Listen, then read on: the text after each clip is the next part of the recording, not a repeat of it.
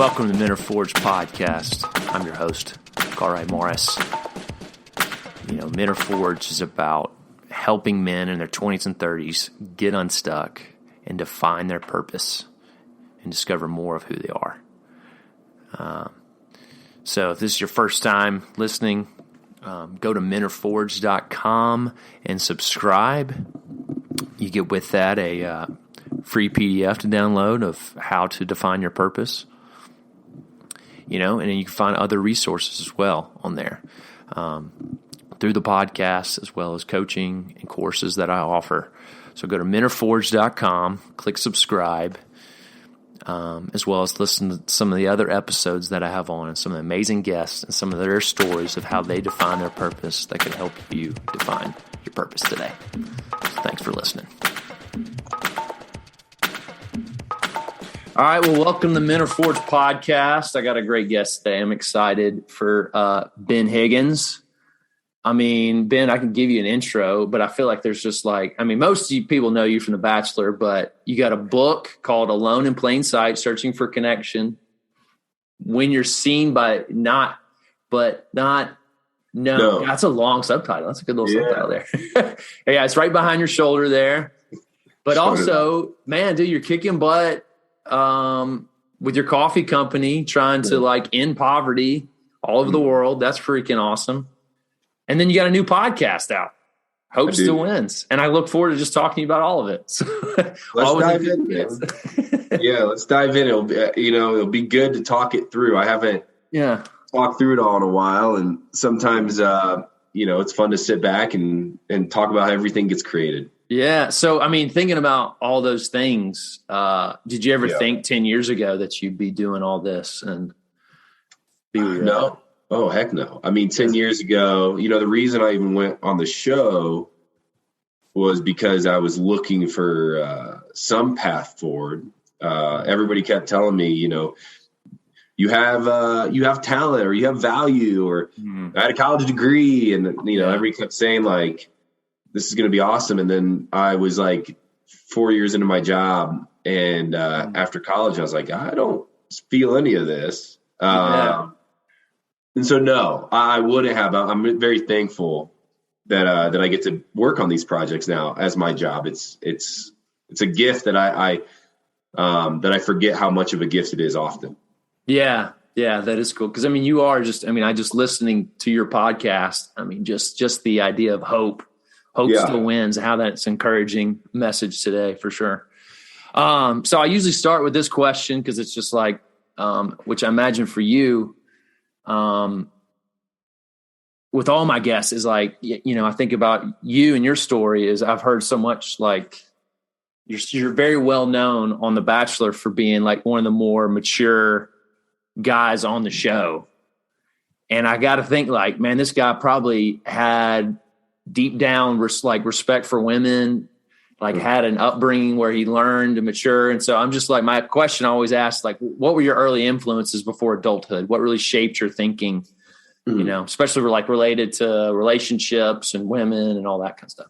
Well, I appreciate you thinking that. And I hope that is true. I feel like it'd be odd of me to say that about myself, but I do hope it is true. And I hope that is how people viewed it.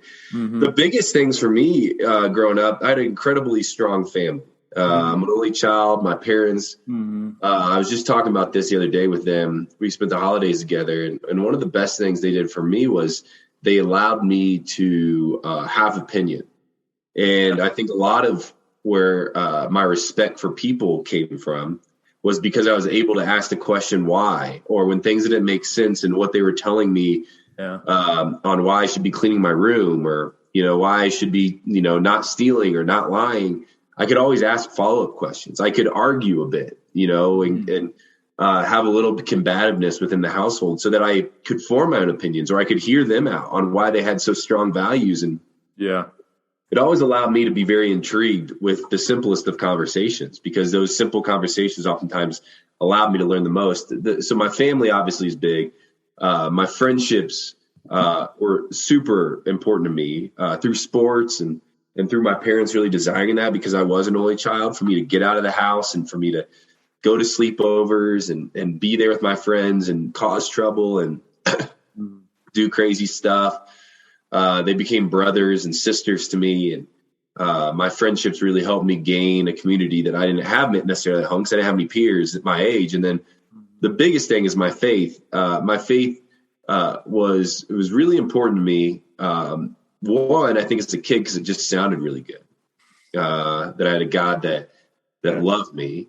As I've gotten older, the mystery of God and the way that God has called me to love others well and look for the outsider. I mean, that's the driving force. So when I'm in myself not feeling like doing that, I believe there's a higher calling that's pushing that on me. And anytime I've done it, life has become more beautiful. So that, none of this makes sense unless you know where it all stems from. And that's my relationship with God. Huh.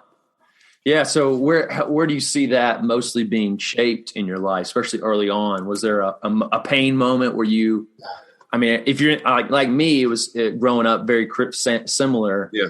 Faith was hard to make my own. And so I got out of the house and really found Jesus, that got Jesus for myself. And so when you feel like that really happened? Well, I think part of that comes from my ability and my desire and the opportunity for me to ask questions. A lot of the stuff that I grew up learning within the church didn't make sense to me. Not because I didn't like it. It just wasn't like at all mirroring the world that I saw around me, or it wasn't at all associating with the people that, Jesus called me to love. The church that I grew up in was a great church for so many reasons, but I felt like maybe just because of my own ignorance, I was learning things that later on in life were not true to me. And so the bricks started falling down. The foundation of my faith started falling down. So you have a choice. Like, you either continue to pursue it or you don't. And for me, because of my love for asking the questions, I continue to pursue it. I continue to ask the question. I continue to bounce these ideas and these feelings I was having off of other people around me from the same faith background and faith tradition as me, and people from outside of that. And, long story short, through a time, and this is a lot of people's story. But when I was in college, I was an athlete in high school, which was my identity. And that got taken away from me due to injury. And I went to college and I was addicted to painkillers. And it really wasn't a problem in my life until the moment it became one, which is when I started hurting people in the process of it and stealing from people to get it. And there's just a moment where I was kind of on my hands and knees going, I don't really want to do this life anymore.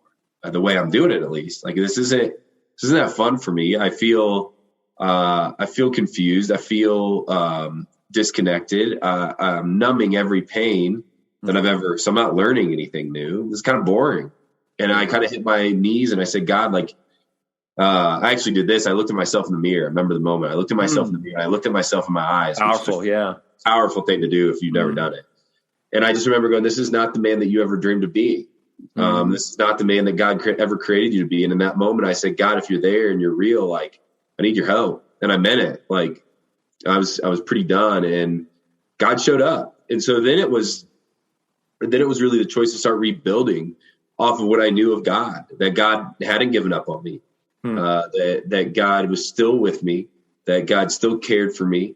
There's a beautiful quote out there that talks about if Jesus sat at the table with you and knew all of your unspoken pretty much issues and shame and guilt, Jesus would love you completely still.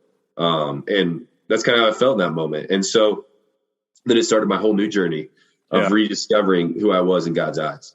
Man, that's really good. So I like, that mirror therapy. Yeah. And I get guys like, look in the mirror and see if you like that guy. Was there ever a time where was that the moment, or you feel like that was a growing process where you actually looked in that mirror and go, I actually like that guy. I value him. I love him.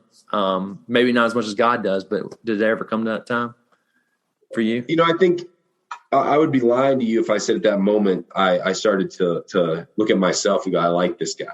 Yeah. I think the thing I needed was the reassurance that I wasn't alone in this world. Yeah. And there's still this day, one of my biggest struggles is finding the confidence in myself to know that I have value, that I contribute well, that I am not only loved by God, I'm loved by others. I'm liked by others. Maybe that's even more important, that I'm liked by others and by God. And that still is a thing I struggle with daily, that I have to preach into myself and teach into myself on anything I do. But maybe that moment would be better described as a moment where I looked at myself in the mirror for the first time and said, I don't like myself, and I'm willing to admit it. Yeah. That I'm willing to admit that the person I am is not I have this victim mentality, this mentality of like everything bad in the world is because of something somebody else has done, or I just have bad luck. But in that moment, I was willing to take some ownership in some of those things and say, do I have the ability, knowing that there's a God that loves me, to take action and to try to sort some stuff out. And then that might be the best moment for me, is just having the empowerment to take action. That's cool. That's really good. So speaking to that, like coming out of addiction, was there, for those guys, people out there that, they're starting to really come aware of like, man, I'm starting to hurt others for my lifestyle. What would you tell some of those guys? You probably have. Would be the first thing. Yeah. That sucks. But you have to admit it. The first step, for me, was admitting that I didn't know it all, that I didn't have it all together. Yeah. The stuff I was doing was not okay. It took time. I wouldn't force that upon anybody, and I'd be careful on how, a peer or a friend or a confidant speaks into somebody's life that is struggling. But for me, it took me personally admitting to myself that I had a problem and that I was hurting others in the process. Yeah. The next thing I would say is, just like I said earlier, within that, there's this whole world, everything that we know can be reconciled and reborn. And so admitting it and then reconciling some of those pains and talking to those people, or just even teaching them into yourself, and then rebirthing into something new, creates not only a beautiful story, it creates all of our stories.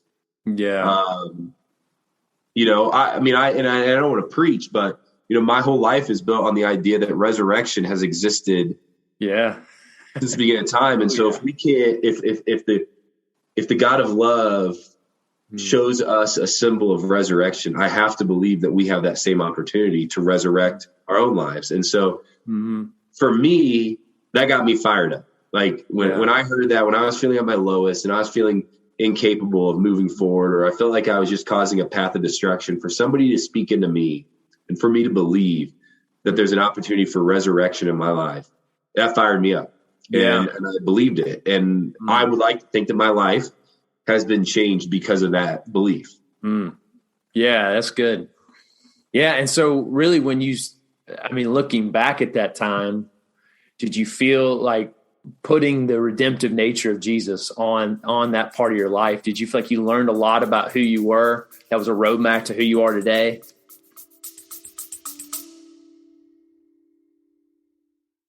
Today's episode is brought to you by Thrive Marriage Lab. If you want your marriage to thrive, this is a great opportunity to you, because strong marriages are the bedrock of strong churches, organization, families, and community. This is a 12-month pathway for any of you that are looking to really have weekly engagement with experienced marriage counselors, not just one, but many. So go to restory.life/thrive to get on the waiting list for this great program that starts in April. That's restory.life/thrive. And make sure you put the word Forge in the promo code to receive a discount on your monthly fee. Now, back to the episode. Oh, 100%. There's a ton of qualities that come with that. One is patience for myself and others. The other is the idea that, I'm not going to get it right, that I have to lean on something greater than myself. That if I'm the biggest thing out there, then this world's in big trouble. And it also, and not all the time, but I'd like to try to work towards that, is it allowed me to look for those that are hurting the most and believe in them. Yeah. To not give up on their story. So yes, to answer that is the pathway to my life now, with the work that I do with Generous and the work that I do with Hope Still Wins. And even at some level, I have a podcast with iHeart that's going on 4 years called Almost Famous. It's a strictly pop culture podcast. I am not a pop culture expert. But I guess the way that I reason continuing to do it is because the community that listens, I would like to believe that there's beautiful things happening in their stories too, because I think humans just create beautiful stories. Yeah. So in the day, we're all created in his image, right? Yeah. Yeah. That's good. Yeah. So, I mean, after college, what was kind of the next step for you that was really big? I mean, how old were you when you first started The Bachelor? I was the youngest bachelor of all time, so I was young, man. I didn't even know that. And so right after college, I was dating somebody that I thought I was going to marry. Cliffhanger, I didn't marry her. But I was an only child from the Midwest. I love my family. I still love my family. I still love my hometown. It will be my hometown forever. I live in Denver. Denver is home, but it's not the place that has formed and made me. And I still have so much love for Warsaw, Indiana. I always will. But she was right. She said some harsh things. She said, hey, she was 2 years younger than me in school. And so when I left school at Indiana University, she said, you're never going to leave home. I was like, you're right. Why would I? Right? I can have a fine job in Warsaw, and I can make a living, and we can have a house on the lake, and, a great little family. It'd be awesome. It'd be awesome. And she found that, I think, boring. And I get it. And so I moved. So she broke up with me. And right after college, I said, well, I'm going to prove her wrong. And so I moved to Peru, South America, and with a buddy of mine, and we taught English in Peru. And then I got super homesick. So she was right. And I came back after. Yeah, baby steps, right? Yeah, baby steps. I came back, and I was down there for 5 or 6 months maybe. And I came back to my hometown. I was working a minimum wage job, and it was a great job, but it was not a full-time job even. And I had a college degree, and my parents were like, you need to find something. And I said, I need to find something. So I moved to Denver, took a job with a software company. If you know my career today, my career is pretty much built on talking and interacting with people. My job at this software company was writing software user manuals. So I was not talking to people, and I am not that tech savvy. Well, in fact, in today's world, I'd be considered very non-tech savvy. And so everything that was not a skill set of mine was being on display that I was getting paid for. And I was super unhappy with it. It was not that the company was bad or the job was bad. It just wasn't my job. And it was sucking my soul away. I felt like a robot. And so one day, the biggest, and it might always go down this way, but I believe it was the most pivotal moment for me was this lady at my work coming up to me and saying, hey, there's a casting call in Denver for The Bachelorette. Would you go with me and I'll take you out to lunch? And I said, no, I'm not going to a casting call. She said, okay, how about this? What if I signed you up for the show and they call you? Would you answer? I said, I would answer. So they did. And I ended up going on the show. But the big key moment there was it was the first time in a long time that I had somebody reach out to me like the show did and say, hey, we want you. Yeah. It still didn't fix my insecurity with not feeling like I belonged there because I didn't. But it was the first step in somebody saying, hey, we want you here. I thought it was a big joke. In my mind, I was like, I don't belong here. I'm a user manual writer in a room full of doctors and former professional athletes and musicians and business owners. And I'm making about minimum wage, and I hate my job. And I haven't really had any relation to speak from. And I'm 4 years younger than most of the people in this room. Right. But that was the big turning point for me. that's kind of then like catapulted me into the rest of my career now, and kind of what I do with my life. Yeah, that is interesting. So, oh man, I'm trying to think where to go from there. But yeah, I mean, so well, first off, I mean, the basketball is kind of behind you. I know it's like, oh, the Indiana. I get it now. Yeah. So are you a big Hoosiers fan? Massive Hoosiers fan. Yeah. Okay. I'm tired of us missing the NCAA tournament, but yes. Yeah. I have a Bob Knight signed poster over there. Oh, on my wall. So yes, I'm a big basketball fan, but a massive college basketball fan. Yeah, my team has finally gotten good since like the 80s. So who's that? Auburn. We're got to a Final Four a couple years ago. Bruce Pearl. Yeah, he's we like him. So I'm sure you do. He's a good dude. So yeah, man. So you go on The Bachelor. I just always think, as someone who coaches men for a living, it's just fascinating. The Bachelorette, to me, I think it makes great TV. Yeah. And I don't know, something, if you've come philosophical about the whole experience of just like, you got 20 some odd dudes, all young, been working out in one room. Yeah. And they put a beautiful woman right in the middle and say, she's the prize. Yeah. And you're like, I don't know if God designed us to pursue our mate that way. But what your experience just in The Bachelorette, how has that really shaped your understanding of masculinity and who you are and all that? So interesting.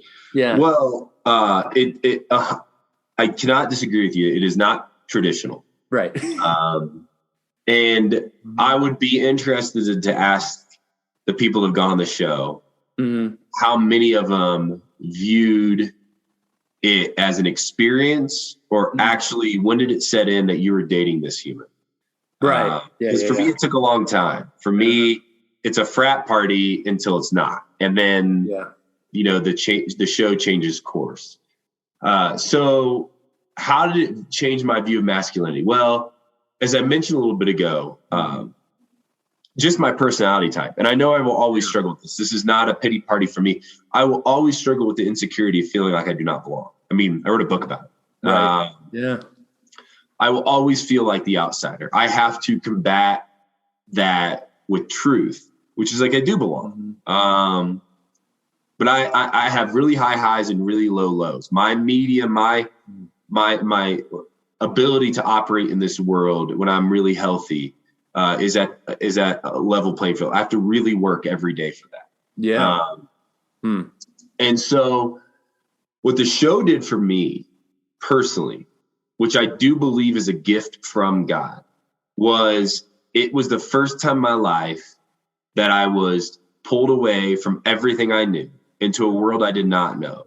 Yeah. To think about myself and to think about what it was that I was looking for in a relationship, in friendship, what it was I missed from being separated. You don't have phones, you don't have TVs, you don't have computers, you have nothing but the environment you're in. And one day in particular, I was getting ready to go on a date, and this producer of mine, who was a good friend, but completely different than me in belief system, his intellectual ability is way beyond mine. His knowledge of faith and religion was incredibly, skilled. He sat me down and he said, "Ben, I don't like you." And for as much as I felt that way, it's been very few times in my life that somebody has looked at me in the eyes and said, "I don't like you." And it took me back, and it wrecked me inside.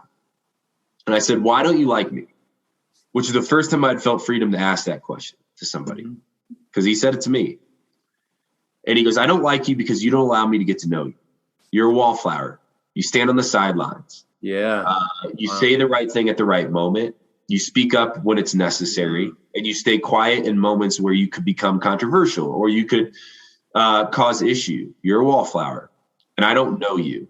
And I'm tired." This is weeks into it. "I'm tired of spending so much time with you and never getting to know you." Wow. So then a whole new conversation opened up.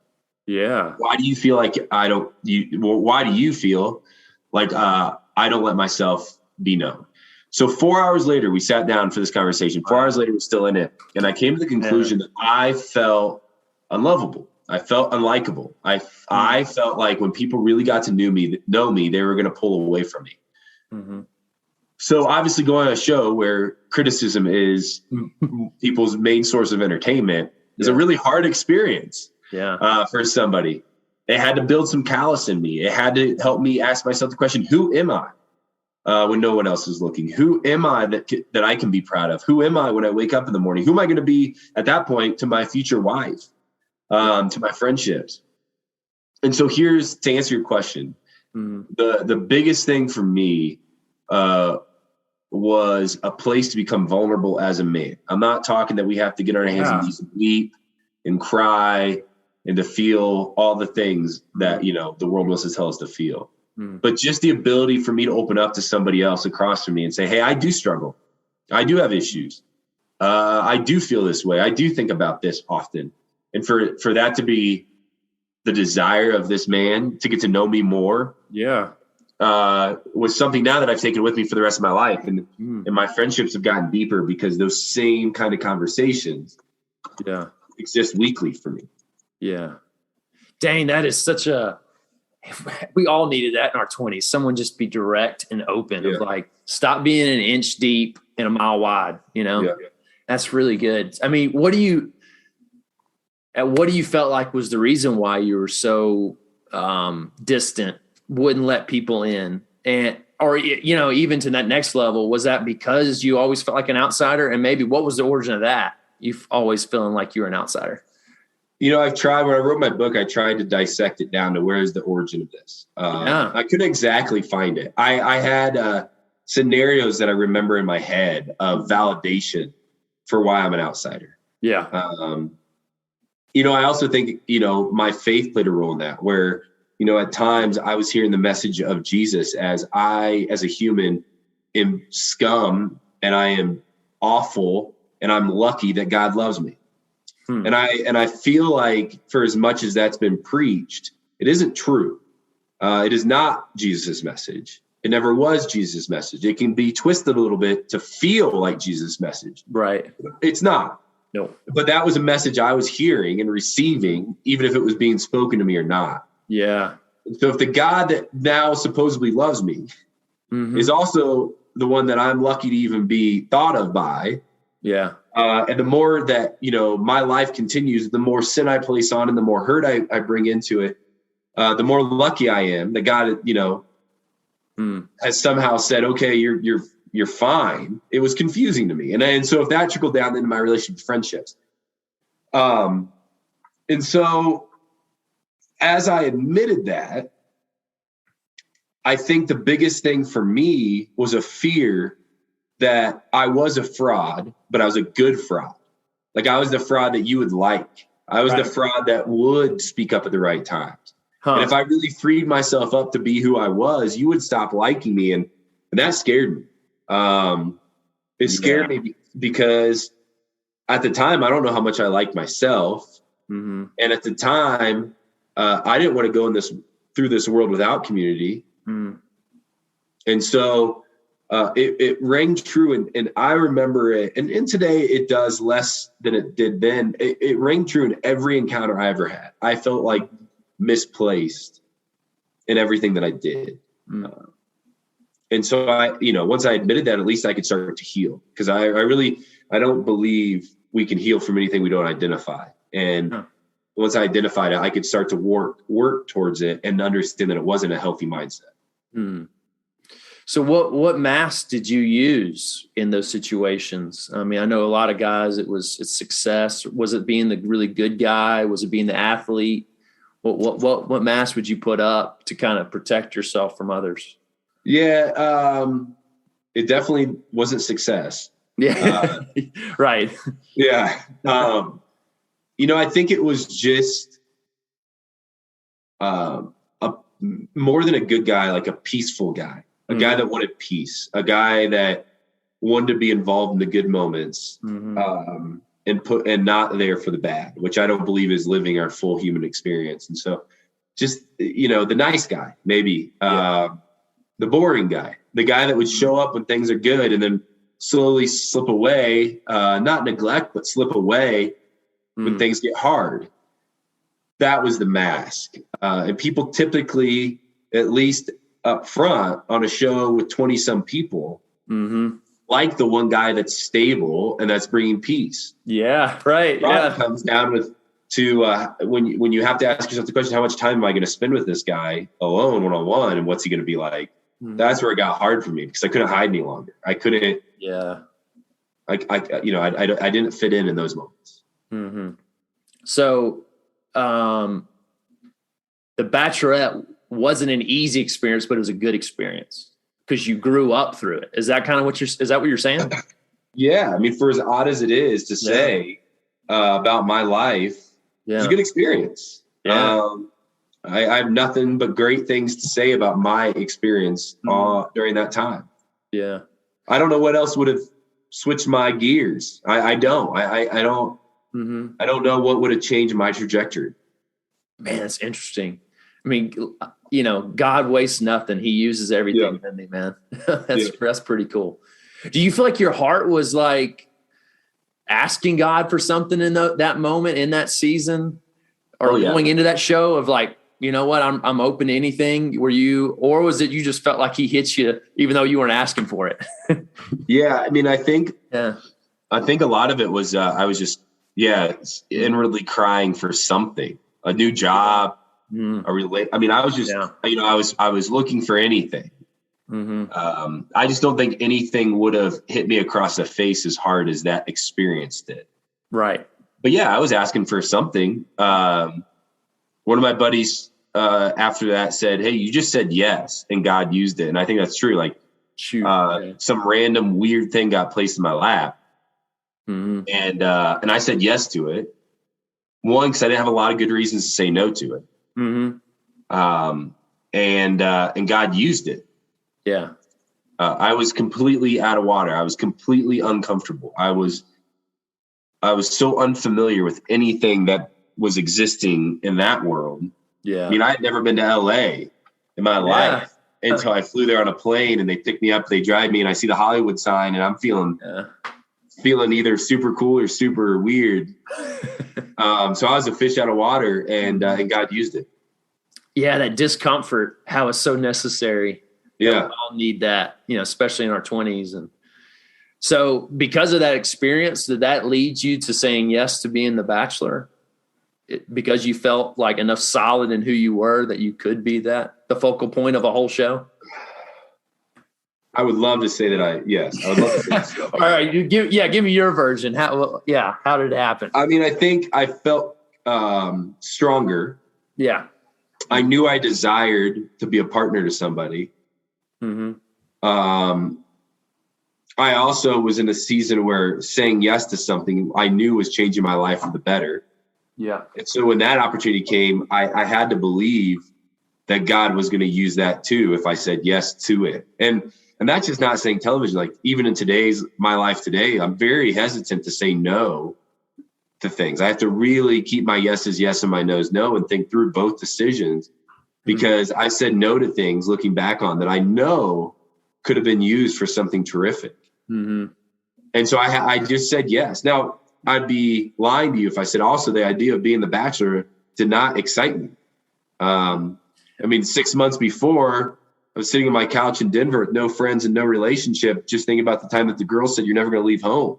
Yeah. And so the idea that now I was going to have a bunch of amazing people show up to try to get to know me, and I was going to try to get to know them. And with that, I was going to have what I thought at the time was some fulfillment in the fame.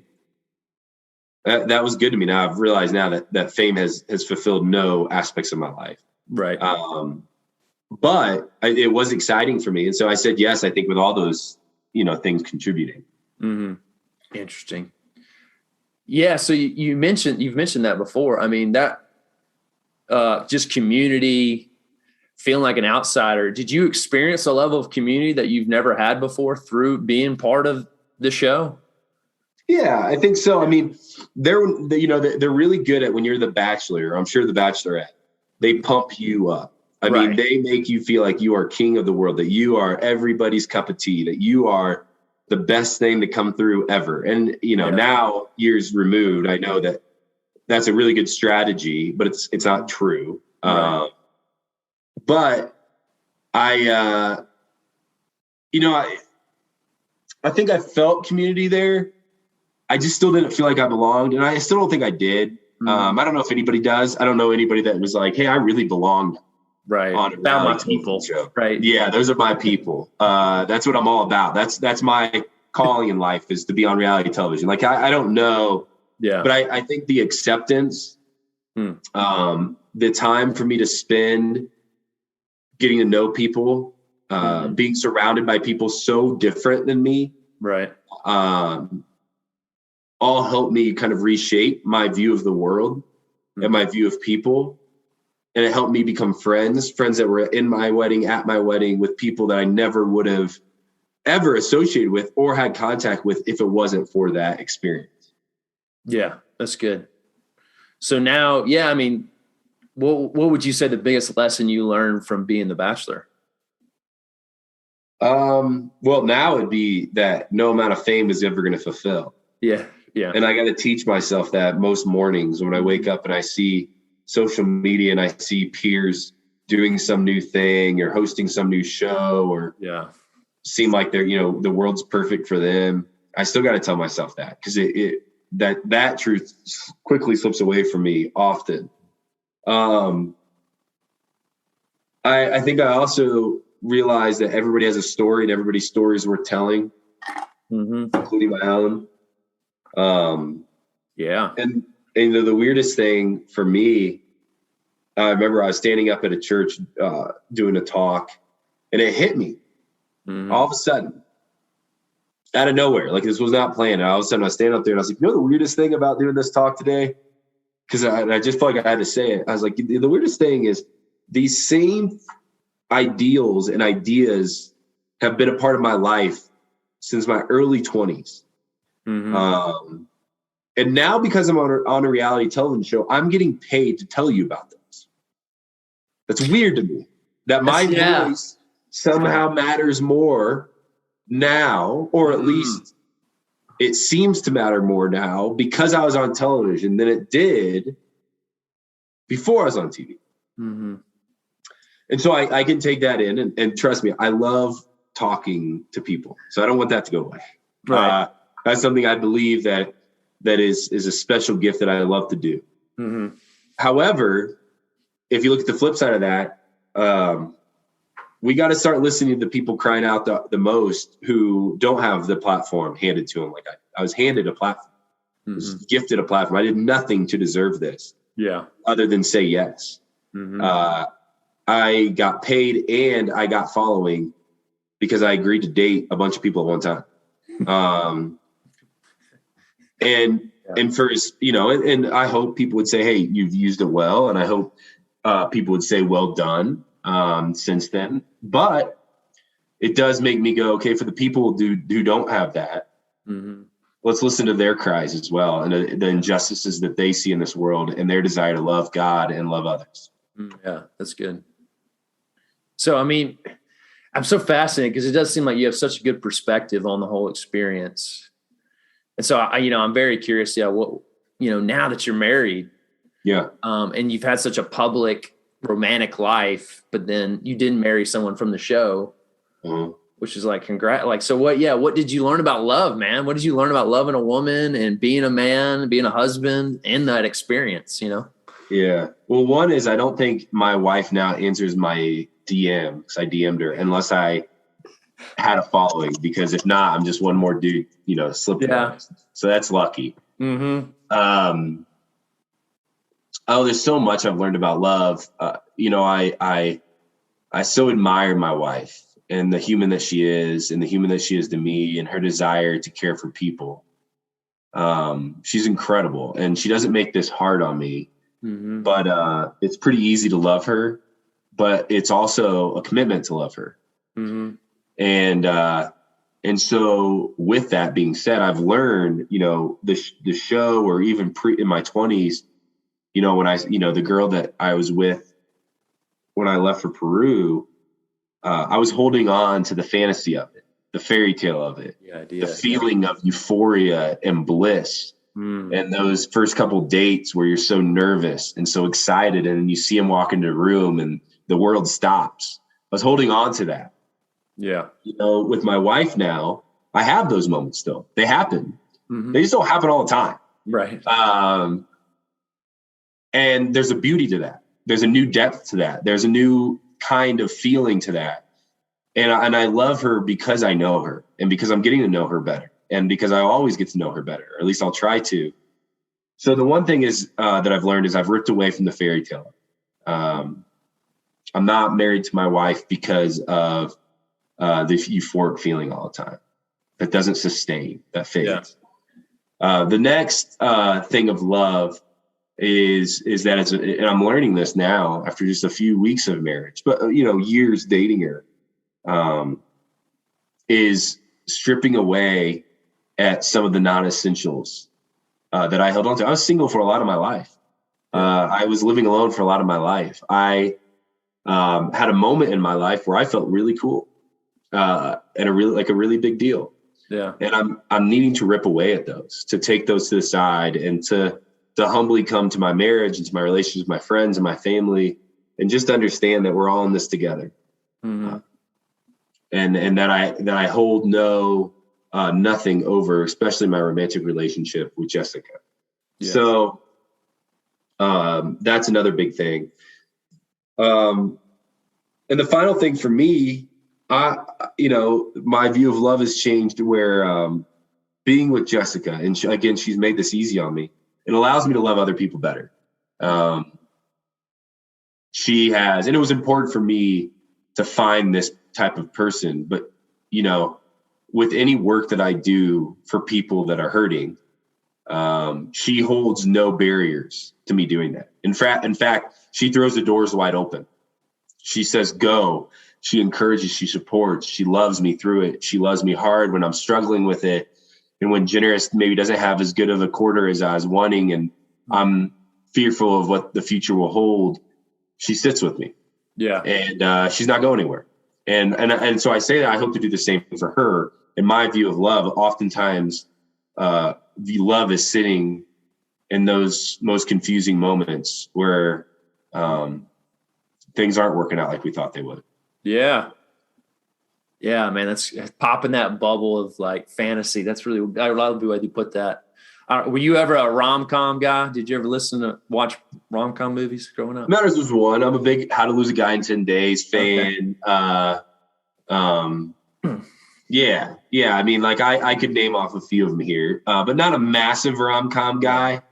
I mean, I love them. I still love them, but I would say that shaped a lot of poor mindset, kind of like you're saying, the idea, the euphoric. Yeah.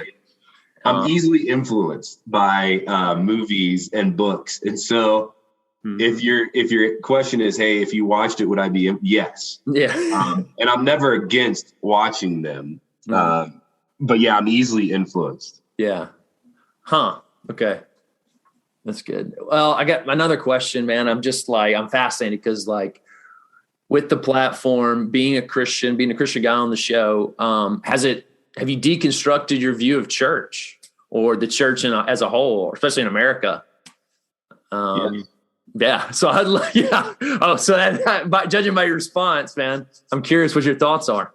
I don't know how far you want to go down this hole, but yeah, we've only got 13 minutes, but I'm I wish I started with this one. So yeah. Yes. I have. Over time, I believe a few things to be completely true. I believe that God loves.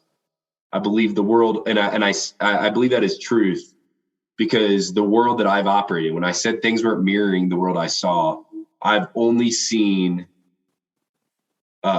joy and hope and gentleness and kindness and self-control come from a place of love and loving others and loving yourself and loving your family. And the more I read of Jesus, the more I believe, to a mysterious extent, how truthful his words were when he said, when all else goes away, love God and love others. Mm-hmm. And I believe, so to go into, my very high level idea of the church, at any moment when the church is speaking out on things that cannot be proven to be true of God, I believe it gets really dangerous. Yeah. And I believe it gets really hurtful for many involved. And I believe the church has gotten really good at that over the years. Yeah. The church as a whole. There's some great churches out there, but I believe the church, and we're seeing it. I was just talking to my buddy about this.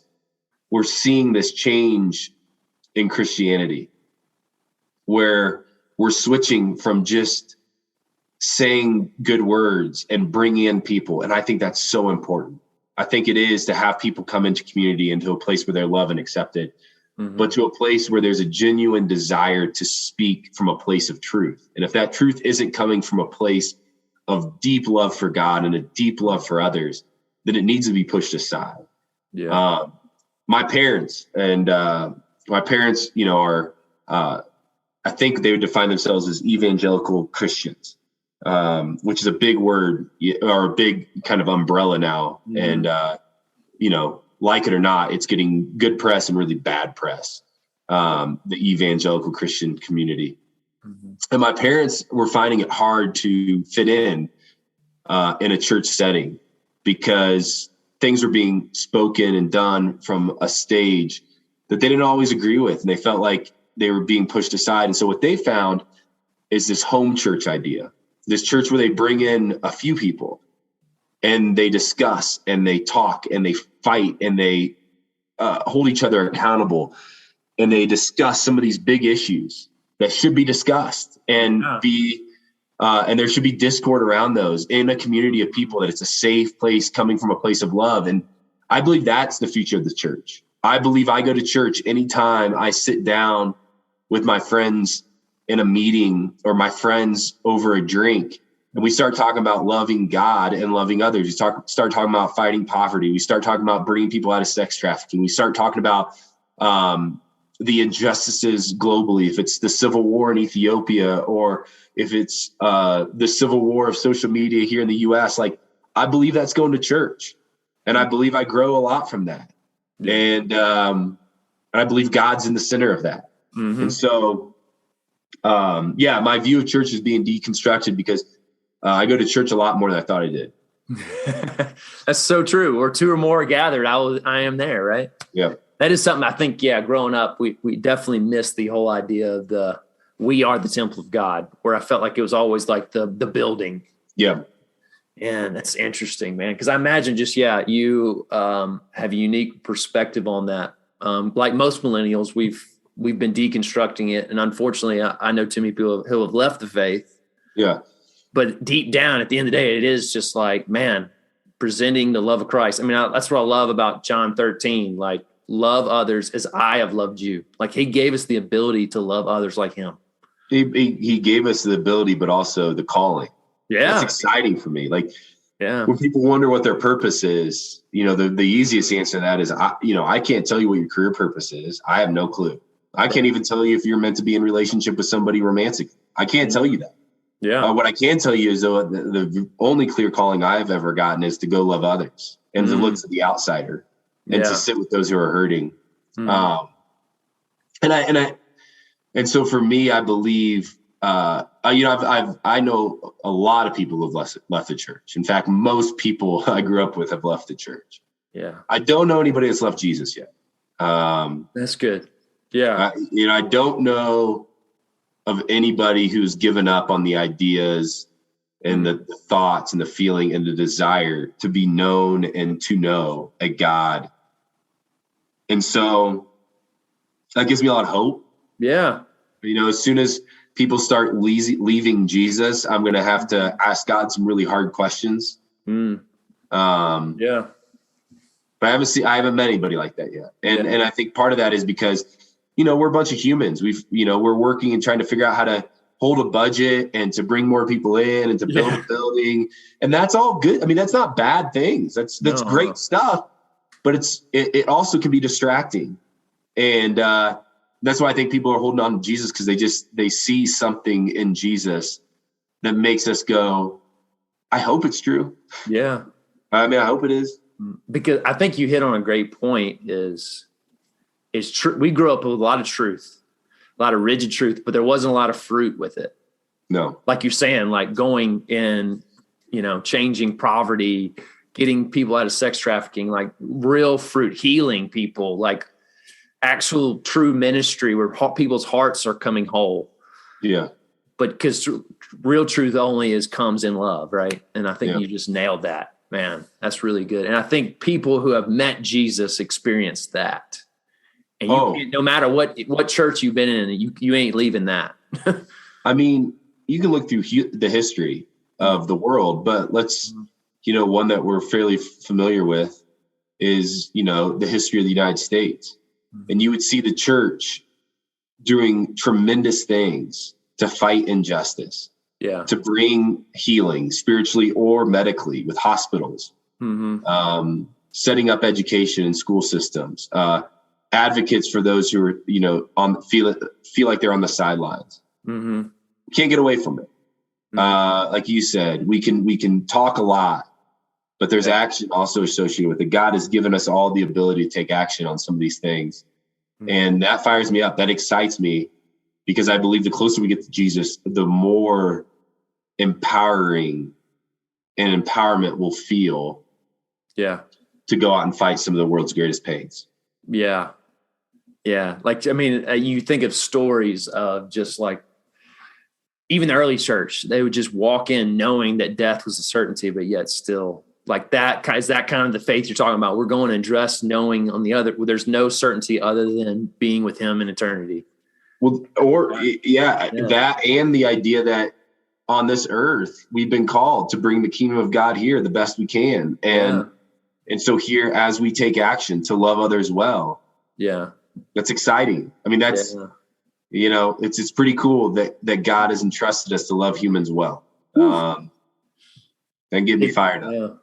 Yeah. He did leave and said, Tag, you're it. That's really good, man. All right. Well, man, tell me, speaking to that, tell me about the podcast, Hope Still Wins, like why you started it and why hope?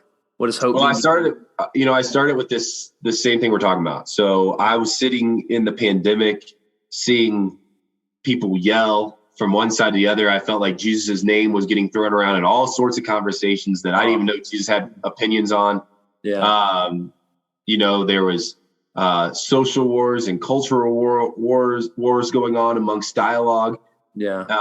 And then the pandemic offered us a really good time where all these people who we viewed as higher than us were sitting at home and doing nothing.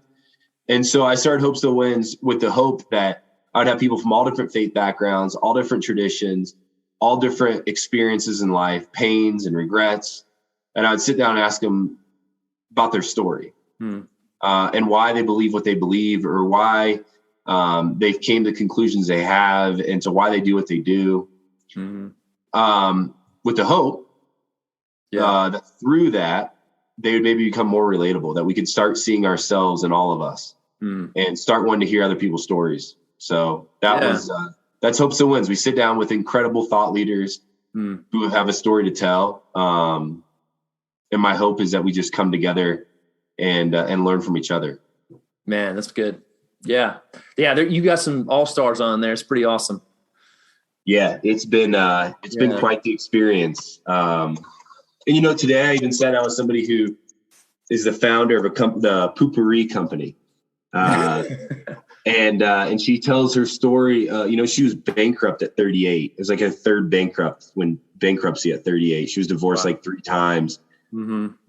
And it's a story of healing, of coming out of it, of figuring it out, of, she did a lot of searching for God in those moments, and searching for what, she would call something spiritual. And it's encouraging to me because it's her story. And so, tons of different stories. So I hope people listen to it, because I love doing it. Yeah.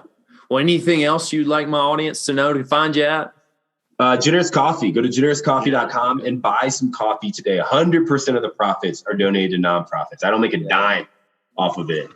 It is really this idea that we can have a for-profit business, sell product, and do really good things with it. Like, I want it to work because I want to prove that can be a model that works. And so, go to generouscoffee.com, buy your coffee today. You can subscribe and get some free shipping. That's pretty easy. Yeah. Hope Still Wins. Alone in Plain Sight just came out in February of this year. So a little under a year ago. It should be at Barnes & Noble. If it's not, please ask them to put it on the shelves. But you can go and look at it on Amazon too, Alone in Plain Sight. Yeah. Those are the big things that I think would be most relatable to the people listening that are going on in my life. Cool. Well, I appreciate you coming on, Ben. It's great talking with you. Hey, you too. Thanks a lot. Thanks for listening today. If you're feeling stuck in your daily life, career, relationships, please go to mentorforge.com/coaching. I'd love to help you out. I'm building my book of business right now in Birmingham, Alabama, but also offer virtual sessions. So go to mentorforge.com/coaching, and I'd love to help you define your purpose and figure out more of who you are today.